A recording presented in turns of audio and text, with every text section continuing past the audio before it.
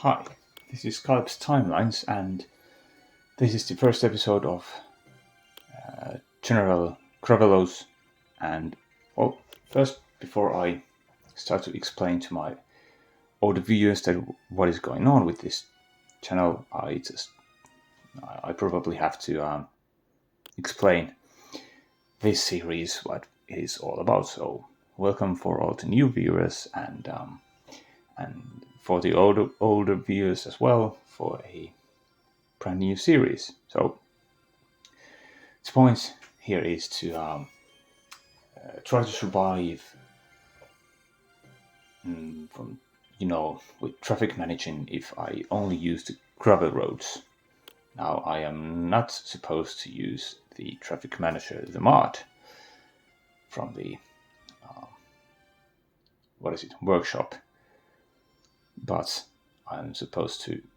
I can obviously use the vanilla in-game tools to manage the traffic and obviously the city planning, and that's the main point here, is that can I actually plan good enough city that it doesn't actually accumulate too much traffic. And this series is supposed to end when we reach the megalopolis status, and if we succeed in that, then this has been a good enough effort, let's say. Maybe I could have a go with the traffic flow, but I don't know what is exactly realistic to expect, so I just let you judge for that. But yeah, on the gravel roads, I can use the train lines and tram lines as well, and metro. Well, the tram lines, only the ones that are not streets. So those tram tracks that only allows trams and people to go there, but no other traffic. So yes, I can use the public transportation over here. And let's see what actually happens. But now, for the those who have actually been following my channel previously, I decided to start a brand new series because, let's just say,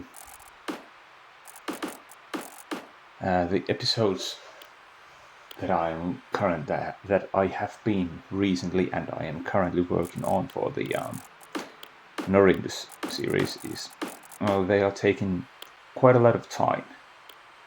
They're very time consuming, and instead of a couple of days that I would like to be the natural schedule, I'm not going to schedule anything, but what naturally happens. Instead of being a couple of days, it seems to be rather a couple of months. It is extremely time consuming to detail the all the 81 tiles, even if more than half of it is forests. But yeah, so it's going to take some time, and I don't really like the idea that my channel dries up every single time before the next episode, just because I haven't been able to release the new episode. So that's why I wanted a sort of side series. So I will be doing the Norindus meanwhile, to have the raw footage for the upcoming episodes. But at the same time, every now and then I would play this city and release it as soon as I finish it. That's the goal anyway. So that's why I probably wouldn't have done this at this point if this idea of this kind of challenge hadn't come to me at this point. So there is that as well.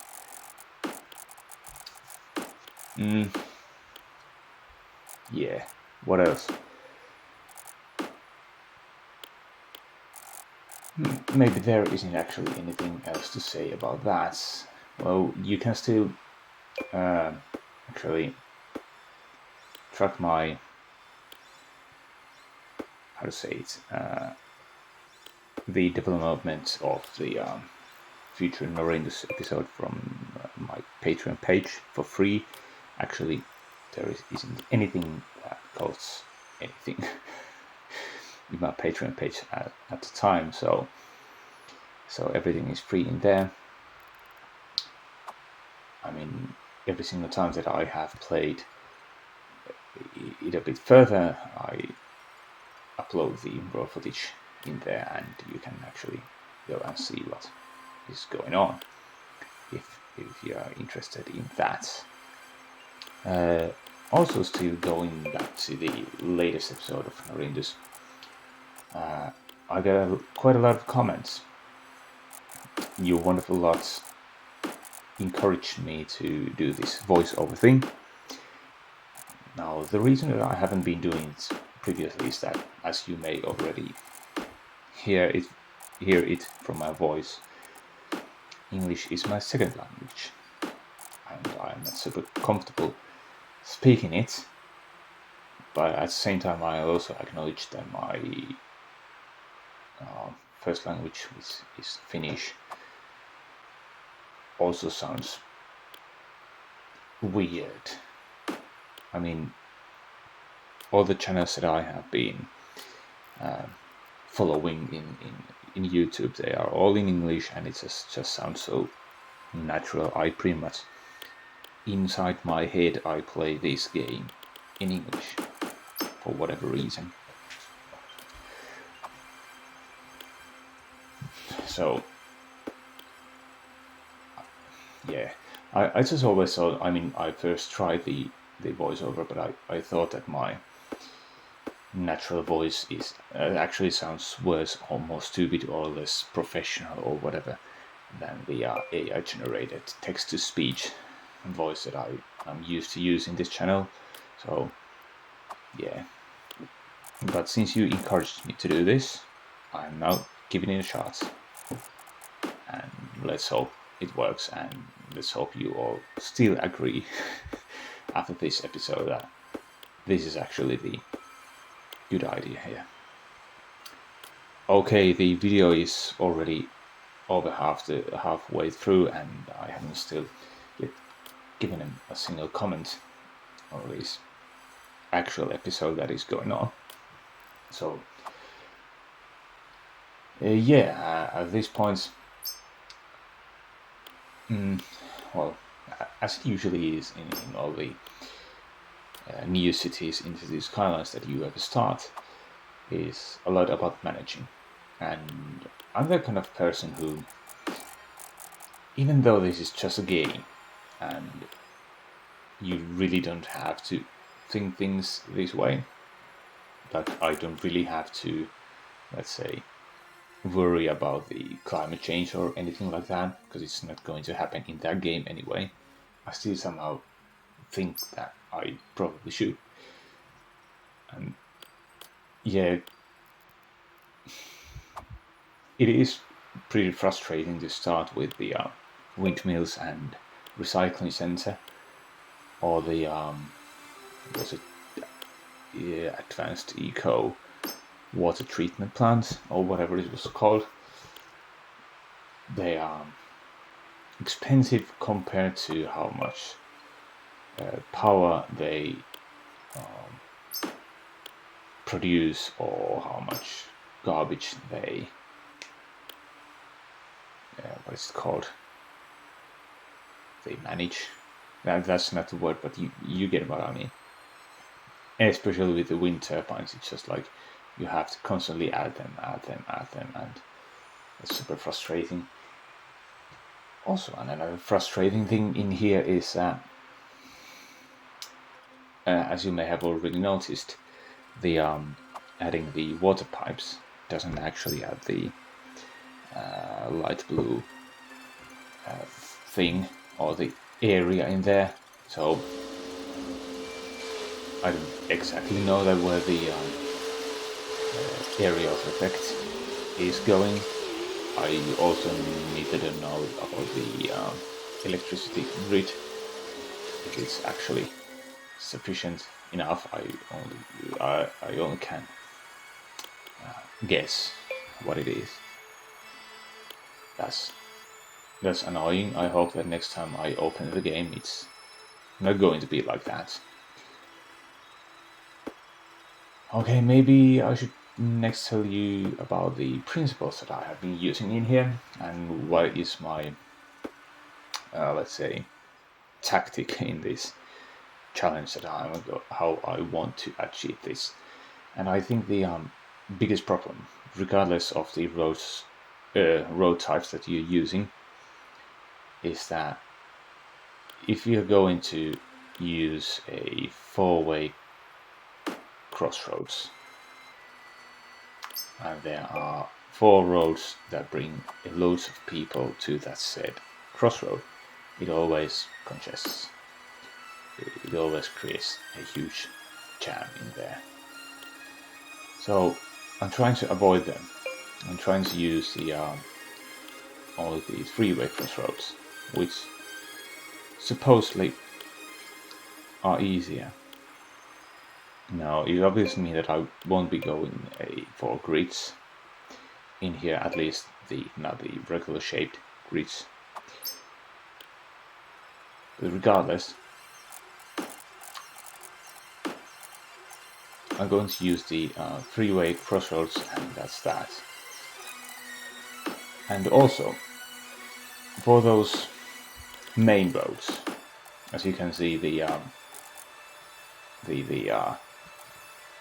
sort of curvy one that goes out from the roundabout to the left. It doesn't have any zonable those mini tiles.